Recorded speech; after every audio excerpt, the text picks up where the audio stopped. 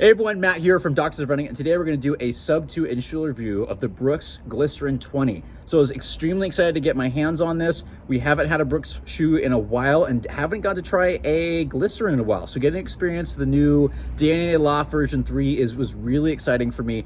This is the Glycerin version. We also have the GTS version. I'll be doing a separate review on that one because there's just obviously some differences. But biggest change here obviously is the new foam.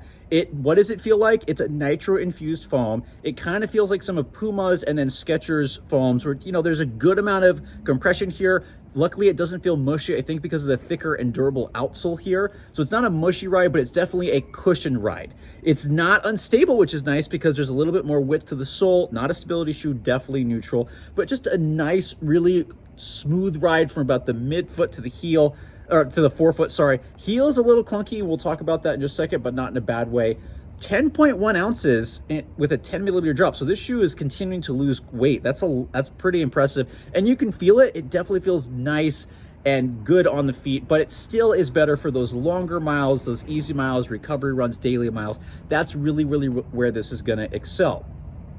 Upper wise, things are fitting normal to slightly wider throughout. It's kind of similar to the Adrenaline I noticed where it fits slightly short here, but not so much that I want a longer shoe. So it should be true to size for most people unless you're between sizes.